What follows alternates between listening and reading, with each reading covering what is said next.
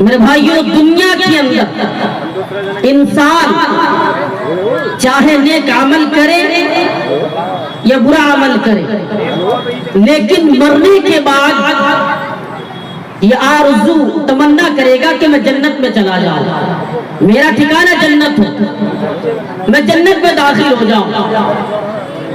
ہر شخص دنیا میں اس نے گناہ کر کے گزرا ہے، گناہ کرنے کے بعد اس پر موت آئی ہے، پھر بھی وہ خواہش کرے گا کہ میں جنت میں چلا جاؤں۔ کیوں؟ اس لیے کہ جو انسان دنیا کے اندر گھر بنا رہا ہے، جو انسان دنیا کے اندر مال جمع کر رہا ہے اور یہ سمجھ رہا کہ میں کامیاب ہوں، تو وہ کامیاب نہیں ہے۔ جو انسان دنیا سے محبت کر رہا ہے اور سمجھ رہا کہ میں کامیاب ہوں، تو وہ کامیاب نہیں ہے۔ اصل کامیابی تو مرنے کے بعد ہے، اور جو جنت حاصل کرے، جو انسان جہنم سے بچ جائے، اپنے آپ کو جہنم سے بچا لے اور اس کا ٹھکانہ جنت ہو، وہ کامیاب ہے۔ اور یہ بات جو میں آپ کو بتا رہا ہوں، میں گھروں سے لا کر نہیں بتا رہا ہوں، قرآن کے اندر موجود ہے۔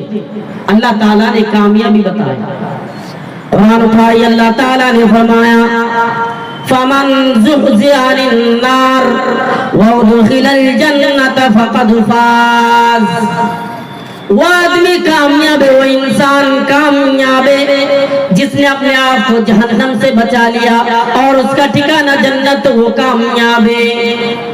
پتہ یہ چلا دنیا میں گھر بنانا کامیابی نہیں، دنیا میں مکان بنانا کامیابی نہیں، دنیا میں مال جمع کرنا کامیابی نہیں، اصل کامیابی تو وہ ہے جو اپنے آپ کو جنتی بنائے، یعنی اللہ کی عبادتوں میں اپنی زندگی گزر بسر کرے۔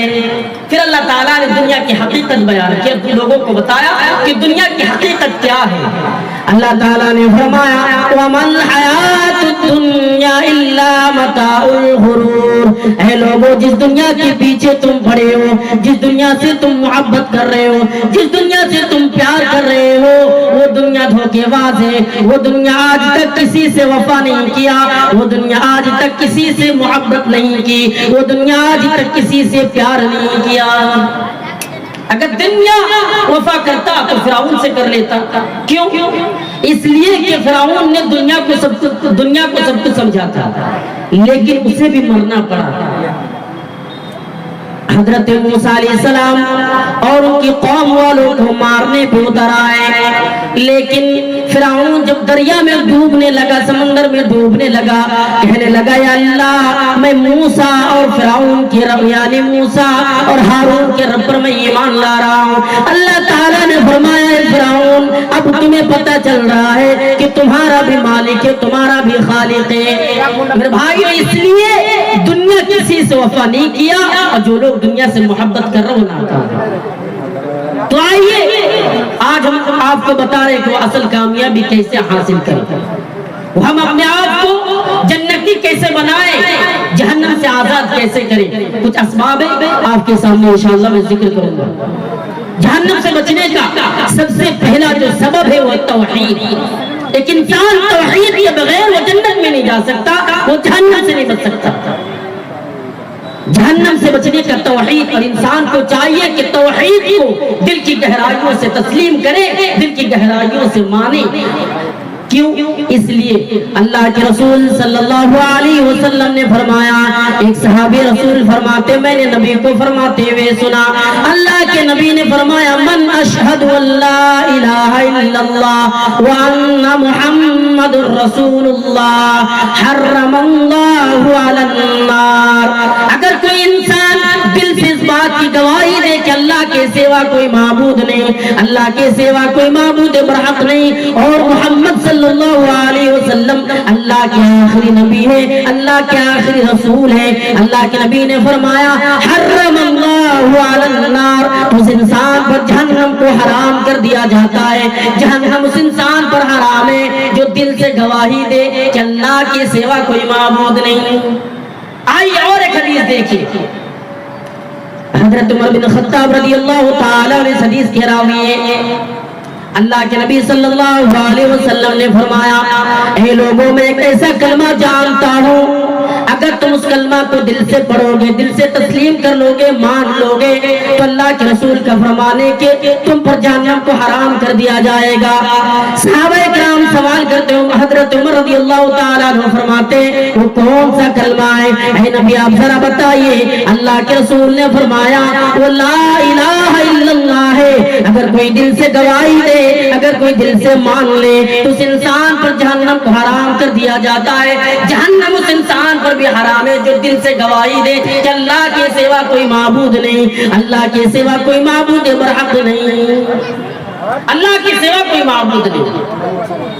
پتہ یہ چلا کہ توحید کو دل سے تسلیم کرنا، توحید کو دل سے ماننا یعنی اپنے آپ کو جہنم سے آزاد کرنا۔ حضرت عبداللہ بن عباس رضی اللہ تعالیٰ عنہ فرماتے اللہ کے نبی صلی اللہ علیہ وسلم کے پاس ایک شخص آیا اور آپ سے سوال کیا، اے نبی آپ کو واجب کر دینے والی چیز کے بارے میں ذرا بتائیں، وہ دو واجب کر دینے والی چیز کیا ہے، وہ چیزیں کیا ہیں، وہ دو واجب کر دینے والی چیزوں کے بارے میں بتائیے۔ اللہ کے نبی صلی اللہ علیہ وسلم نے فرمایا من مات لا یشرک باللہ شیئا دخل الجنہ، اگر کسی شخص کی موت اس حالت میں آئی ہو کہ اس نے اللہ کے ساتھ کسی کو شریک نہیں کیا تھا، اللہ کے ساتھ کسی کو برابر نہیں کیا تھا، تو اس کا ٹھکانہ جنت ہوگا۔ اور دوسری چیز نبی نے فرمایا من مات یشرک باللہ دخل النار، اگر کوئی انسان شرک کر کے مرتا ہے، شرک کیا اور اس کے بعد ان پر موت آئی اور مر گیا، اس انسان کا ٹھکانہ جہنم ہوگا۔ یہ نبی کا فرمان ہے، اسے جہنم میں جانا پڑے گا۔ تو پتہ یہ چلا توحید اور شرک برابر نہیں ہو سکتا، جہاں توحید ہو وہ شرک نہیں رہ سکتا، اور جہاں شرک ہو توحید نہیں جا سکتا۔ کیوں؟ اس لیے میں نے کہا کہ مسلمانوں میں ایک طبقہ ایسا ہے جو مسجدوں میں جا کر اللہ کو پکارتا بھی ہے، مسجدوں میں جا کر اللہ کی عبادت کر رہا ہے، اور جب باہر نکلتا ہے تو درگاہوں پہ جا کر چادر بھی چڑھاتا ہے، درگاہوں پہ جا کر سجدہ بھی کرتا ہے، درگاہوں پہ جا کر دعا بھی کر رہا ہے۔ تو شرک اور توحید برابر نہیں ہو سکتا۔ کیوں؟ اللہ ایک ہی، اللہ اس ذات کے ساتھ کوئی شریک نہیں، کوئی برابر نہیں۔ قرآن اٹھائیے، اللہ تعالیٰ نے فرمایا قل هو اللہ احد، اے نبی کہہ دو اللہ ایک ہے، اللہ الصمد، اللہ بے نیاز ہے۔ آپ ایک منتر میں سنانا چاہتا ہوں، آپ اس منتر پر غور کیجئے اور دیکھیے کہ ہندو مذہب کی کتابوں کے اندر بھی اس بات کی گواہی ہے کہ اللہ کے ساتھ کوئی شریک نہیں۔ اس منتر پر غور کیجئے، اوم نراکارم مست نے آکارم مست نے پتاست نے پترم مست، وہ نراکار ہے، اس کا کوئی آکار نہیں ہے، نے پتاست نہ کسی کا باپ ہے، نے پترم مست اس کا کوئی بیٹا نہیں۔ اور یہی چیز قرآن کے اندر میں نے آپ کو بتایا، قرآن کے اندر بھی موجود، اللہ تعالیٰ نے فرمایا لم یلد ولم یولد، اللہ کے ساتھ کوئی ساتھی و شریک نہیں۔ اے لوگوں، نہ کسی کا اولاد ہے، نہ اس کا کوئی اولاد ہے، نہ کسی کا بیٹا ہے، اس لیے اللہ کے ساتھ شریک نہ کرو۔ مانگو تو اللہ سے مانگو، مانگو تو اپنے رب سے مانگو، مانگو تو اپنے خالق سے مانگو، مانگو تو اپنے پروردگار سے مانگو۔ کیوں؟ اللہ کے نبی نے فرمایا اگر یہ دنیا والے مل جائیں، اگر یہ دنیا والے مل کر تمہیں نفع پہنچانا چاہیں، اگر یہ دنیا والے مل کر تمہیں فائدہ پہنچانا چاہیں، دنیا کے تمام لوگ اکٹھے ہو جائیں اور جمع ہو جائیں اور تمہیں نفع پہنچانا چاہے تو نفع نہیں پہنچا سکتا۔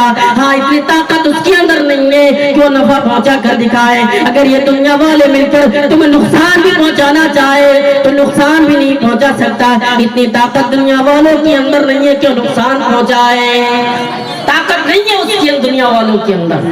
لوگ ہزاروں کوششیں کریں کہ میں فلاں کو مار دوں گا، زندہ دفن کر دوں گا، ایسا نہیں ہو سکتا، اور مار تو رہا ہے، لیکن مسئلہ ہے کہ اللہ تعالیٰ قسمت میں وہ بات لکھی ہوئی تھی، وہ مر گیا۔ تو اللہ کے ساتھ کوئی ساتھی و شریک نہیں۔ اور جو لوگ شرک کر رہا ہے، اللہ تعالیٰ نے کیا کہا؟ شرک کرنے والوں کا ٹھکانہ جہنم ہے۔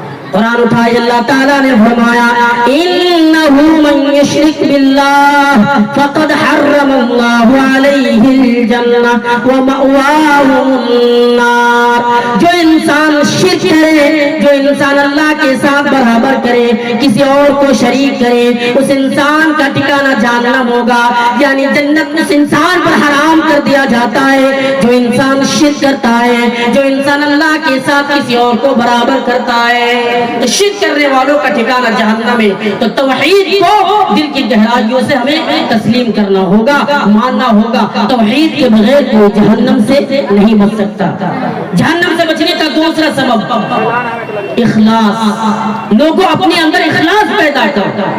اخلاص کے بغیر کوئی کامیاب نہیں ہے. اگر انسان کے اندر اخلاص نہ ہو تو وہ ناکام ہے, وہ برباد ہے. اخلاص ضروری ہے. اچھا, اخلاص کا معنی کیا ہے؟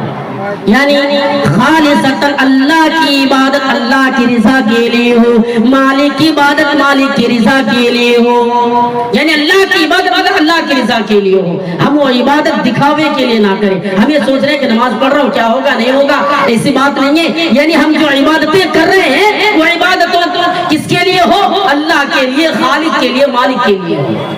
وہ عبادت میں کسی کو شریک نہ کرے اور دکھاوے کے لیے عمل نہ کرے. وہ انسان کامیاب ہوگا, وہ انسان کامیاب ہے جو انسان اللہ کی عبادت اللہ کی رضا کے لیے کر رہا ہے. لیکن جو انسان دکھاوے کے لیے عمل کر رہا ہے وہ ناکام ہے. اس انسان کا ٹھکانہ جہنم ہے. اور آپ کو بتا دو, جو انسان عبادتوں میں ریاکاری کرے, جو انسان عبادتوں میں دکھاوے کے لیے عبادت کر رہا ہے تو اس انسان کا ٹھکانہ جہنم ہے. اور رسول کا فرمان ہے قیامت کے دن سب سے پہلے اس انسان پر جہنم کی آگ بھڑکائی جائے گی. بخاری مسلم کی حدیث ہے, اللہ کے رسول صلی اللہ علیہ وسلم نے فرمایا, حدیث کے راوی حضرت ابو ہریرہ رضی اللہ تعالیٰ عنہ ہے کہ قیامت کا دن ہوگا, قیامت کے دن 3 شخصوں پر جہنم کی آگ سب سے پہلے بھڑکائی جائے گی. وہ 3 شخص کون کون ہوں گے آئیے ذرا دیکھیے. اللہ کے رسول صلی اللہ علیہ وسلم نے فرمایا, پہلا شخص اللہ تعالیٰ بلائے گا جو ایک طاقت اور انسان, دنیا میں طاقت اور انسان تھا, طاقت اور انسان کو اللہ تعالیٰ بلائے گا. وہ سوال کرے گا, بتاؤ میں نے تمہیں طاقت دی تھی, تم نے کیا کیا؟ وہ جواب دے گا, اللہ میں نے یہ طاقت اسلام کے لیے لڑتے لڑتے, اسلام کی خاطر لڑتے لڑتے میں شہید ہو گیا. اللہ تعالیٰ کہے گا نہیں, تو جھوٹ بول رہا ہے. پھر اللہ تعالیٰ اس کے بارے میں حکم دے گا, اسے جہنم میں ڈال دو. اسے جہنم میں ڈال دیا جائے گا. دوسرا شخص بلایا جائے گا, ایک عالم ہوگا, ایک حافظ ہوگا, قاری ہوگا. اس سے سوال کرے گا, بتاؤ میں نے تمہیں علم دی تھی, تم نے کیا کیا؟ وہ جواب دے گا, اللہ تعالیٰ میں نے رسول کے مطابق اپنی زندگی گزر بسر کی. ہاں, اللہ کے رسول نے فرمایا, خیرکم من تعلم القرآن وعلمہ. اے لوگ علم سیکھو اور سکھاتے رہو, علم حاصل کرو, دوسرے کو علم دیتے رہو. میں نے اس کے مطابق اپنی زندگی گزر بسر کی. اللہ تعالیٰ کہے گا, ہاں تم نے عمل تو کیا ہے لیکن دکھاوے کے لیے, ریاکاری ہے, اس کے بارے میں بھی حکم دے گا, اسے بھی جہنم کے اندر ڈال دو. اور آخری شخص کو لایا جائے گا. لوگوں ذرا غور کرو, آخری شخص کون ہوں گے؟ ایک سخی انسان ہوگا, مالدار انسان, پیسہ والا. اللہ تعالیٰ اسے سوال کرے گا, بتاؤ میں نے تمہیں پیسہ دیا تھا, تم نے کیا کیا؟ وہ جواب دے گا, اللہ یہ پیسہ میں نے غریبوں میں تقسیم کیا, یہ پیسوں سے میں نے مسجدیں بنوائی, ان پیسوں سے میں نے مدرسہ بنوایا. اللہ تعالیٰ کہے گا, نہیں نہیں تو جھوٹ بول رہا ہے. پھر اللہ تعالیٰ اس کے بارے میں بھی حکم دے گا, اسے بھی جہنم کے اندر ڈال دو. اور اسے بھی جہنم کے اندر ڈال دیا جائے گا, اسے بھی جہنم کے اندر پھینک دیا جائے گا. یہ ریاکاری کے وجہ سے تینوں شخصوں کو جہنم میں ڈالا جائے گا. اور جہنم میں ڈالا بھی جائے گا تو بھیانک جگہ ہوگا. آئیے حدیث دیکھیے, حضرت ابو ہریرہ رضی اللہ تعالیٰ عنہ بیان کرتے ہیں, اللہ کے رسول صلی اللہ علیہ وسلم نے ایک دن صحابہ کرام کو فرمایا, میرے صحابہ تم غم کے کنویں سے بچو. صحابہ کرام پریشان ہے, غم کا کنواں کیا ہے؟ آپ سے سوال کرتے, اللہ کے رسول یہ غم کا کنواں کیا ہے؟ اللہ کے رسول نے فرمایا, غم کا کنواں یہ ہے جو جہنم خود دن میں 400 مرتبہ پناہ طلب کرتی ہے. صحابہ کرام سوال کرتے, اللہ کے نبی, اللہ کے رسول وہ کون لوگ ہوں گے جس کو ڈالا جائے گا؟ وہ کون لوگ ہوں گے جہنم میں جن لوگوں کو ڈالا جائے گا؟ نبی نے فرمایا, وہ ریاکار لوگ ہوں گے, وہ دکھاوے کے لیے عمل کرتا تھا, ان لوگوں کو جہنم میں ڈالا جائے گا. تو ہم جو عبادت کریں تو اللہ کی رضا کے لیے ہو, وہ اللہ کی عبادت اللہ کی رضا کے لیے ہو, مالک کی عبادت مالک کی رضا کے لیے ہو, دکھاوا نہ ہو, دکھاوے کے لیے عبادت نہ کریں. جہنم سے بچنے کا تیسرا سبب دعائیں کرنا. لوگوں زیادہ سے زیادہ دعائیں کیا کرو. آج لوگ دعا نہیں کرتے ہیں. مسئلہ ہمارے ساتھ یہ ہے کہ ہم نماز نہیں پڑھتے. ہم مسجدوں میں جائیں گے تب نہ دعا کریں گے. ہم مسجدوں میں نہیں جاتے ہیں, دعا کیسے کریں؟ لوگوں دعائیں کیا کرو. اللہ تعالیٰ نے فرمایا یہ جہنم کی آگ چمٹنے والی ہے, دعائیں کیا کرو. اللہ یہ جہنم کی آگ چمٹنے والی ہے, اللہ تو ہمیں عذاب جہنم سے بچا. یا اللہ تو جہنم کی آگ سے تو ہمیں بچا لے. اگر کوئی انسان دنیا کے اندر 3 مرتبہ جنت کا سوال کرے تو جنت یہ کہنے پہ مجبور ہو جاتی ہے کہ اللہ تیرا یہ بندہ بار بار دعا کر رہا ہے, یا اللہ تو اسے جنت کے اندر داخل کر دے. یا اللہ تیرا بندہ جنت مانگ رہا ہے, تو جنت عطا کر.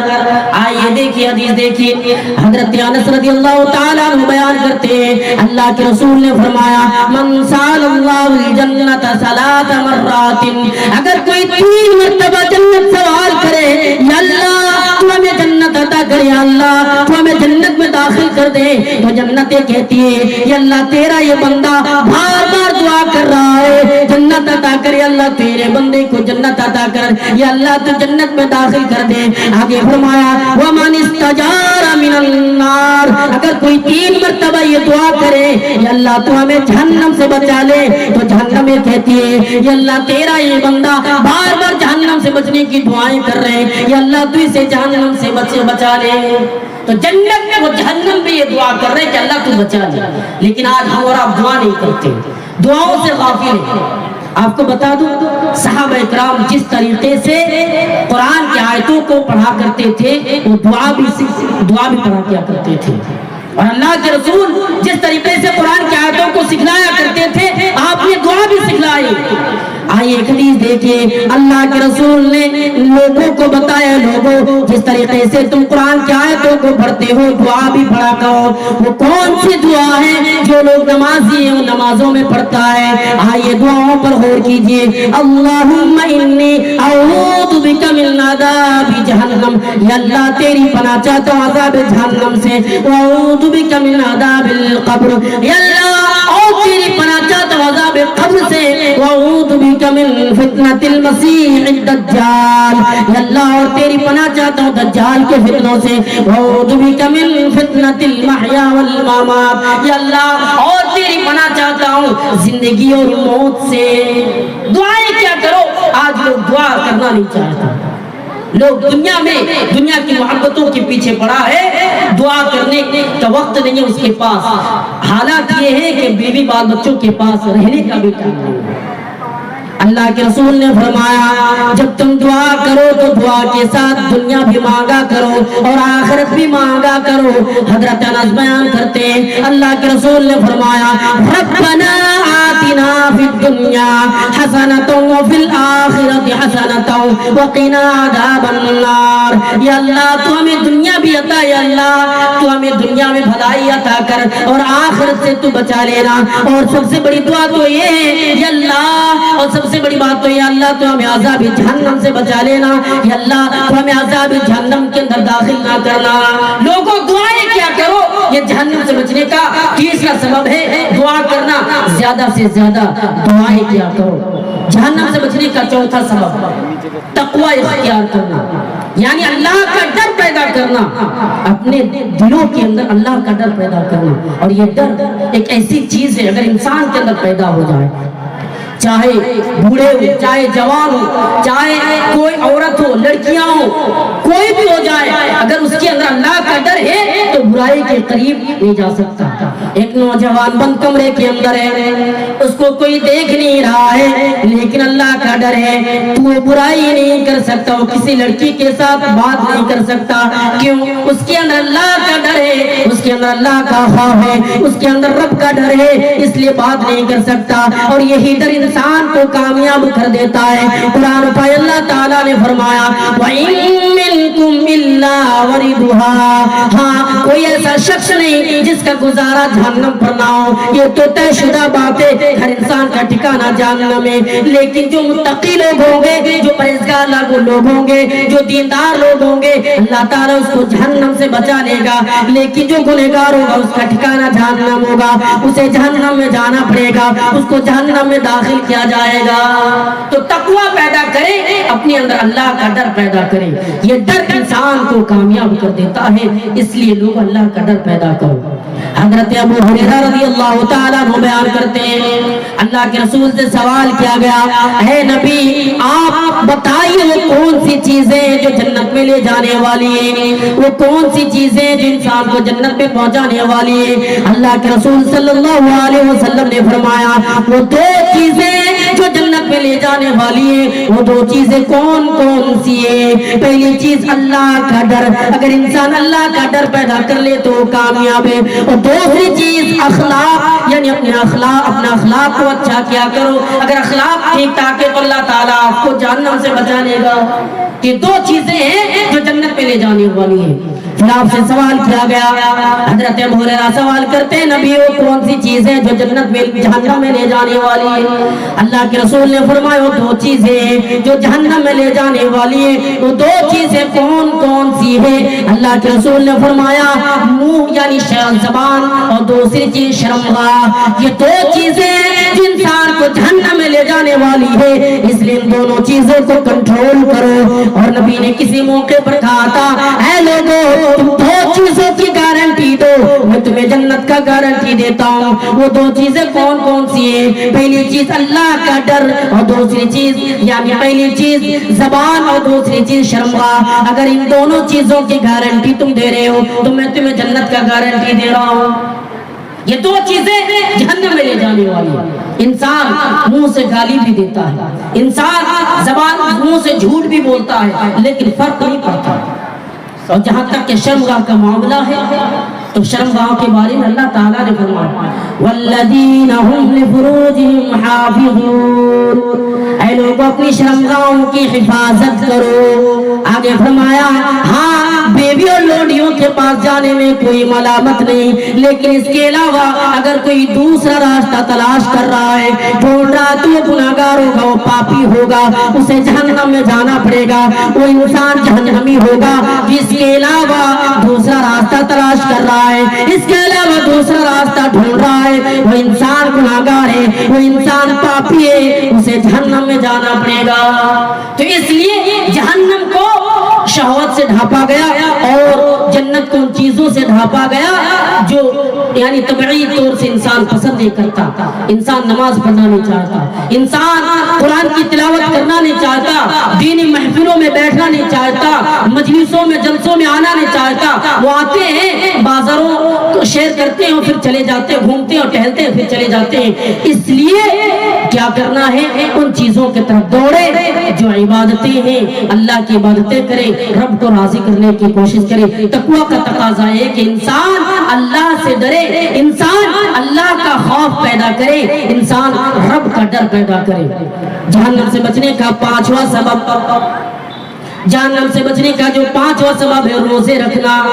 جب ہمارے پاس رمضان کا مہینہ آئے تو روزے رکھے۔ بہت سارے لوگ کیا کرتے ہیں، ارے رمضان کا مہینہ آیا چلو بھائی وہ ایسے ہی گزار دیتے ہیں، جس طریقے سے عام دنوں میں ابھی گزر رہا اس طریقے سے گزار دیتے ہیں۔ لیکن جہنم سے بچنے کا یہ بھی ایک ذریعہ ہے، کیوں اللہ کے نبی نے فرمایا جب رمضان کا مہینہ قریب آتا ہے تو جہنم یعنی جہنم کو بند کر دیا جاتا ہے، شیطانوں کو قید کر دیا جاتا ہے اور جنت کے دروازوں کو کھول دیا جاتا ہے۔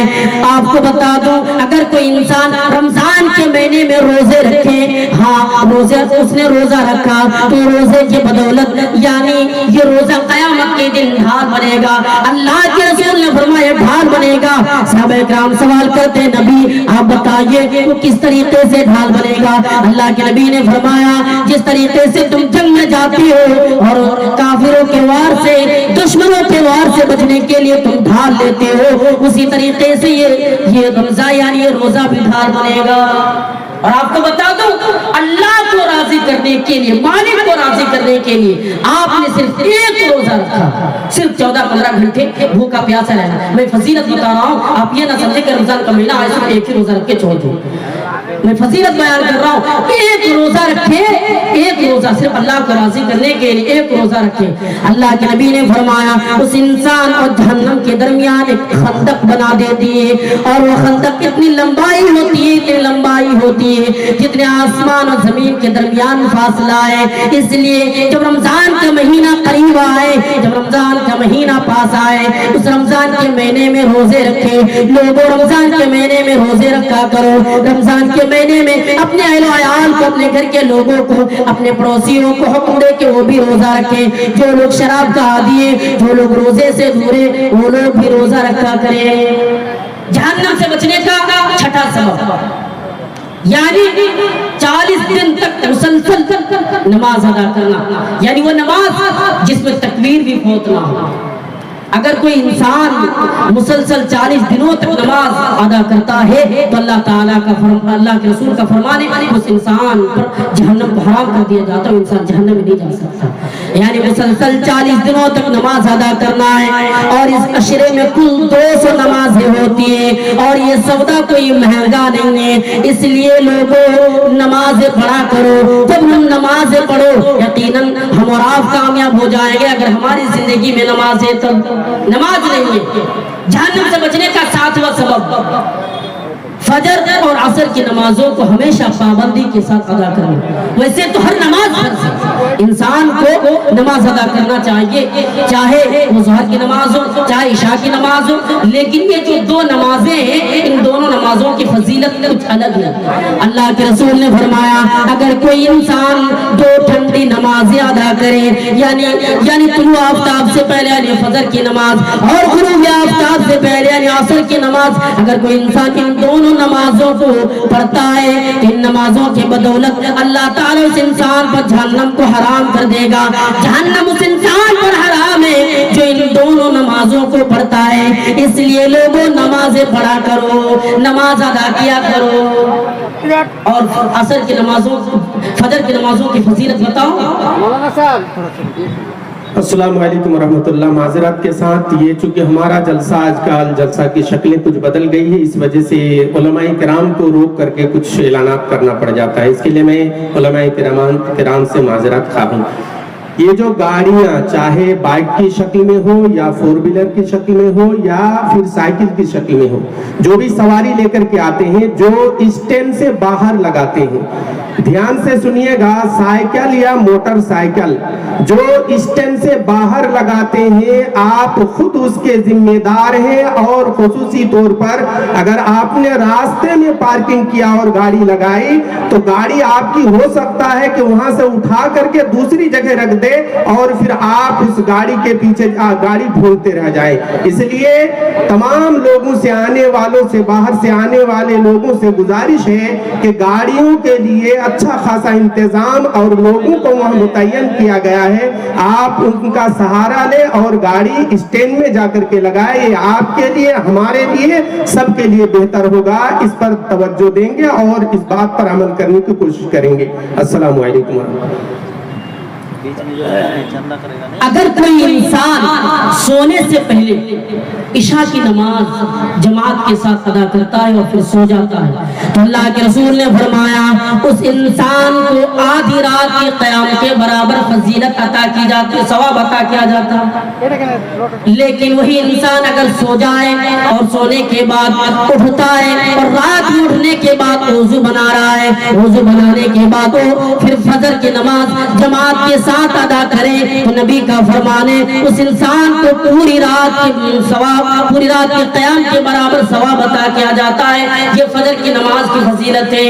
اور جہاں تک عصر کا معاملہ ہے تو اللہ تعالیٰ نے قرآن کے اندر فرمایا, اللہ تعالیٰ فرماتا ہے حافظوا علی الصلوات والصلاة الوسطى وقوموا للہ قانتین. اللہ تعالیٰ نے سب سے پہلے کہا اے لوگوں نمازیں پڑھا کرو. اللہ تعالیٰ نے سب سے پہلے یہ نہیں کہا کہ تم عصر کی نماز ادا کرو, سب سے پہلے اللہ نے کہا تم نمازیں ادا کرو, 5 ٹائم کی نمازیں پڑھا کرو. اس کے بعد فرمایا خاص کر کے جو درمیان والی نماز ہے ان نمازوں کو پابندی کے ساتھ ادا کرو. نماز ادا کیا کریں, نماز پڑھنے کی کوشش کریں. آج لوگ مسجدوں سے دور ہیں, مسجدیں بنانے لیکن فرق نہیں پڑتا.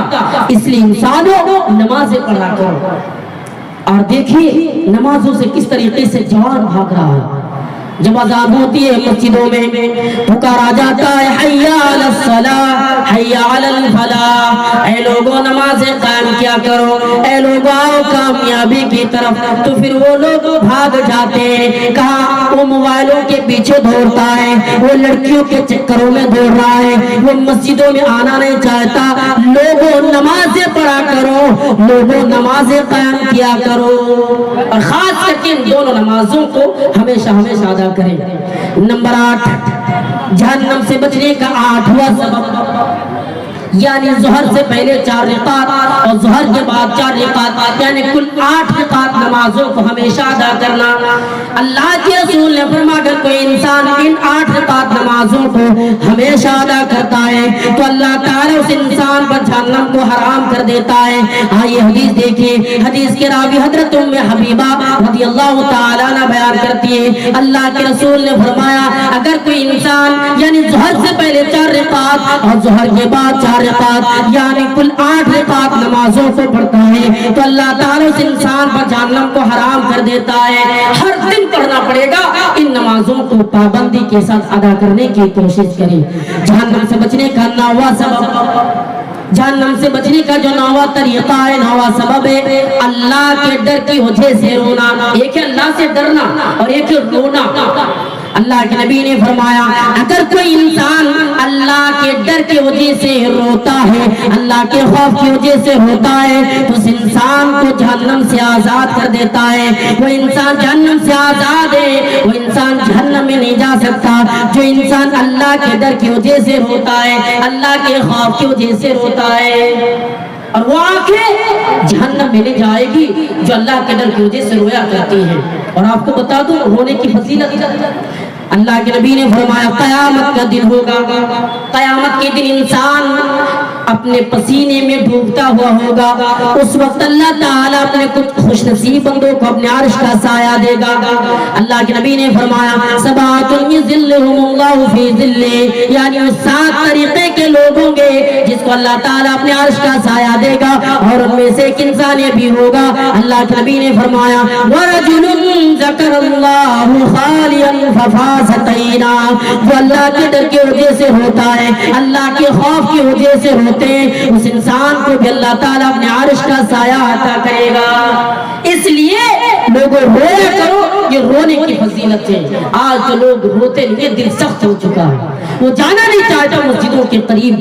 تہجد تو دور کی بات ہے, وہ عام نمازوں کی طرف بھاگتا ہے.